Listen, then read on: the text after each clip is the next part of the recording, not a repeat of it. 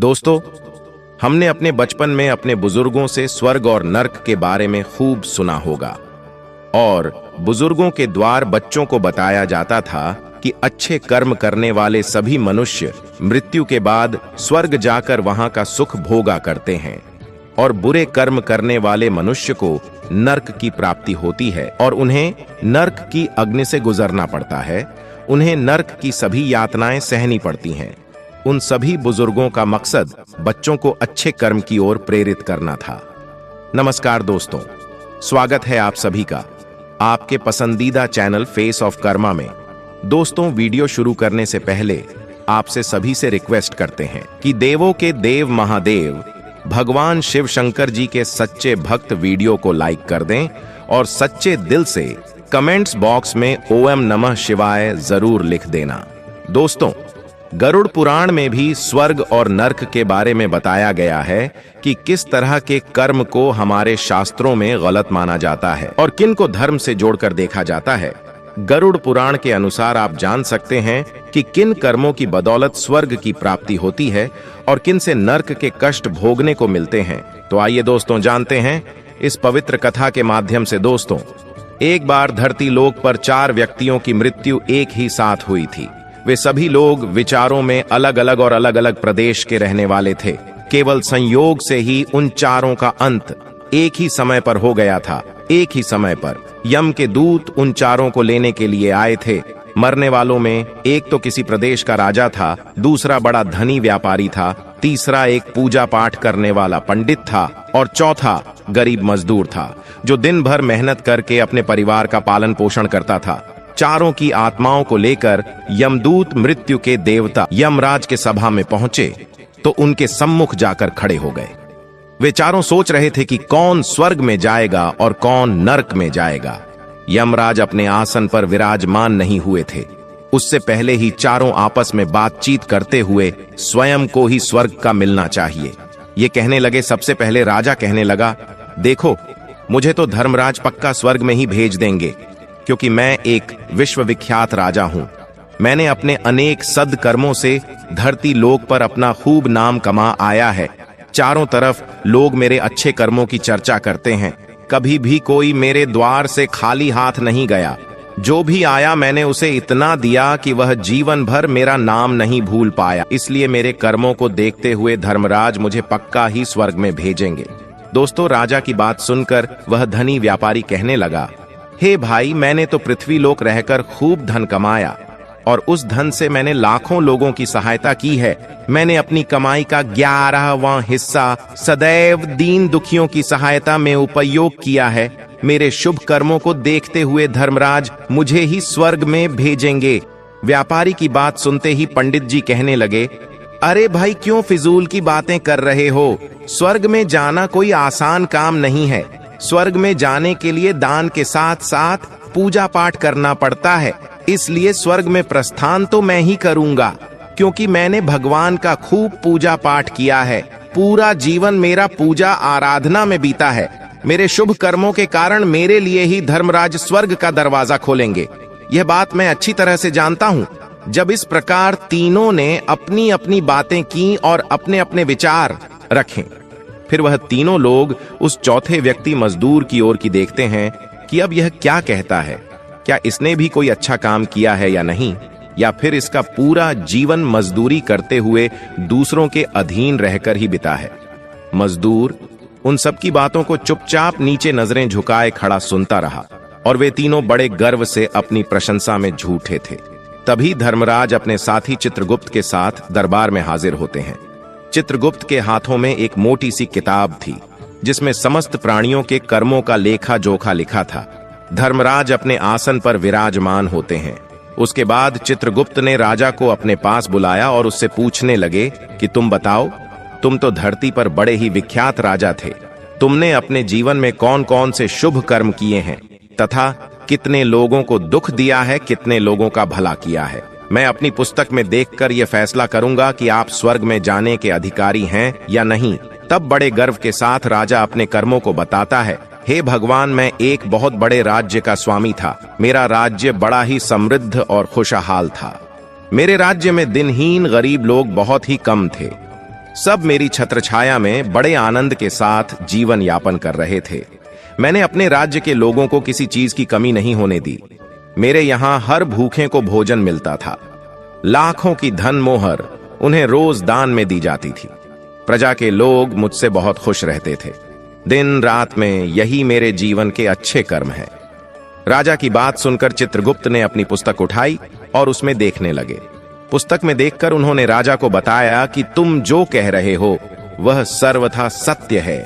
तुमने अपनी प्रजा को बहुत सुख दिया है, परंतु इसके साथ साथ तुमने बहुत बड़ा अपराध भी किया है। तुमने अपनी राज्य की सीमा को बढ़ाने के लिए जितने युद्ध लड़े हैं, उन युद्धों में हजारों लाखों की संख्या में सैनिकों ने अपनी जान गंवाई है। उन सब की मृत्यु का कारण तुम बने हो। उनके परिवारों को, उनके बच्चों को अनाथ करने वाले तुम हो। उनके स्त्रियों को विधवा बनाने वाले भी तुम हो। उनकी मां की गोद भी सुनी करने वाले तुम हो। तुमने अपने ही सैनिकों के हजारों परिवारों को हमेशा दुख दिया है। युद्ध लड़कर राज्य बढ़ाने से अच्छा था कि तुम अपने पड़ोसी देशों से मित्रता करके उनके साथ व्यापार बढ़ते। आपका राज्य तब भी समृद्ध और संपन्न रहता। तुमने अपनी प्रजा को नहीं, सैनिकों को सुखी बनाया है, इसलिए तुम स्वर्ग के अधिकारी नहीं हो। यह बात सुनकर राजा चुपचाप पीछे हो गया। उसके बाद चित्रगुप्त ने व्यापारी से पूछा, आपने धरती पर कौन कौन से अच्छे कर्म किए हैं? तब व्यापारी कहता है, हे भगवान, मैंने धरती पर जितना धन कमाया उसका 11वां भाग अच्छे कामों में लगाया। लाखों लोगों को भोजन कराया, कई आश्रमों को दान दिया है, कई बेघर लोगों को अपने धन से भर दिया है, कई शहरों में मंदिरों का निर्माण कराया है, कई जगह पर धर्मशालाएं बनवाई हैं, प्रत्येक तीर्थ में भंडारे करवाए हैं। यही मेरे जीवन के अच्छे कर्म हैं। व्यापारी की बात सुनने के बाद चित्रगुप्त ने अपनी पुस्तक खोली, जिसमें उसके जीवन के सारे अच्छे बुरे कर्म लिखे हुए थे। चित्रगुप्त ने बताया कि देखो, तुम जो कहते हो वह सत्य है। तुमने धरती पर खूब दान धर्म किया है, पर तुम्हारा पाप यह है कि तुमने धरती पर जो दान धर्म किया है वह तुमने उस पैसे से किया है जिसको कमाने के लिए तुमने बहुत झूठ बोला है। तुमने बहुत ठगी की है, कई चीजों में मिलावट करके बेचा है, नकली चीजों को असली के दामों में बेचा है। कितने व्यापारियों को रास्ते से हटाया है तुम्हारे इन कर्मों से अनजाने में। कितने लोग बीमार होकर मार गए हैं, कितनों ने आत्महत्या कर ली, कितनों की मेहनत का पैसा तुम्हारे पास चला आया। उन सब लोगों की बद्दुआ तुम्हारे साथ हैं। तुमने जो कुछ भी अच्छा काम किया है वह कर्म शून्य हो गया है, इसलिए तुम्हारे पास भी तुम्हारा कोई शुभ कर्म नहीं है। तुम स्वर्ग में जाने के अधिकारी नहीं हो। चित्रगुप्त की बात सुनकर व्यापारी भी बड़ा उदास होकर पीछे हो गया। उसके बाद पंडित जी को आगे बुलाया और पूछने लगे, तुमने अपने जीवन में कौन से अच्छे कर्म किए हैं? तब पंडित जी कहते हैं, हे भगवान, मेरा पुण्य यह है कि मैंने हजारों लोगों को ज्ञान दिया है, हजारों यज्ञों के अनुष्ठान को संपन्न कराया है, हजारों के घरों में पूजा पाठ कराया है। दिन रात मैंने ईश्वर का जप तप किया है, हजारों कन्याओं का विवाह कराया है, लाखों पिंडदान श्राद्ध कराए हैं, अनगिनत लोगों को मार्गदर्शन किया है। इससे ज्यादा शुभ कर्म और क्या हो सकता है? तब चित्रगुप्त अपनी पुस्तक में देखकर बताते हैं, हे पंडित महाराज, आपका कहना सत्य है। आपने वास्तव में हजारों लोगों को ज्ञान दिया है, लेकिन उस ज्ञान पर स्वयं कभी अमल नहीं किया। आपने सैकड़ों यज्ञ पूजा अनुष्ठान कराए, पर उसको निस्वार्थ भाव से किया गया, कोई कर्म नहीं था। तुम हमेशा से धन के लालची रहे हो, इसलिए तुम स्वर्ग में जाने के अधिकारी नहीं हो। अब तो उदास होते हुए पंडित जी भी पीछे हो गए। अब बचा केवल मजदूर, वह मजदूर। ये सब देखकर बड़ा हैरान था कि अब तक वह जिनको इतना महान समझ रहा था, उनमें से कोई भी स्वर्ग का अधिकारी नहीं रहा। तो मैं कैसे स्वर्ग में जा सकता हूं? मुझे तो स्वर्ग की कल्पना भी नहीं करनी चाहिए, क्योंकि मैं तो कभी पूजा पाठ, जप तप या दान करने के लायक भी नहीं था। तो शुभ कर्म कहां से करता? मैं तो मेहनत मजदूरी करके सारे जीवन अपने परिवार का भरण पोषण करता रहा। वह मजदूर यह सब बातें सोच ही रहा था। इतने में ही चित्रगुप्त ने उसे भी आवा लगा दी और उससे पूछा, किंतु वह मजदूर तो पहले से ही कहने लगा, भगवान, मैंने धरती पर एक गरीब के घर में जन्म लिया था। दान हवन पूजा पाठ करने के मैं लायक ही नहीं था, तो मैं शुभ कर्म कहां से करता? मैं तो अपने परिवार का पालन पोषण बड़ी मुश्किल से कर लेता था। मैं जानता हूं भगवान कि मैं स्वर्ग में जाने का अधिकारी नहीं हूं। मैंने धरती पर भी नर्क भोगा है, और आगे भी नरक में ही जाने की हैसियत है। किंतु हे प्रभु, यहां पर भी मेरी एक इच्छा है। मैं स्वर्ग में तो नहीं जा पाऊंगा, लेकिन मैं एक बार स्वर्ग को अपनी आंखों को झपका कर देखना चाहता हूं। इससे अधिक मेरी कोई इच्छा नहीं है, क्योंकि मैंने ऐसा कोई कर्म नहीं किया है जो कुछ देर के लिए ही मुझे स्वर्ग में पहुंचा दे। मजदूरी के बाद लोगों की सेवा के लिए मेरे पास समय नहीं बच पाता था। बचा हुआ समय मैं अपने बूढ़े माँ बाप की सेवा में लगा देता था। उनके लिए उन्हें खिलाता पिलाता, उनके वस्त्र बदलता, यही मेरी दिनचर्या थी। मुझे तो मंदिर में जाने का भी अवसर नहीं मिलता था।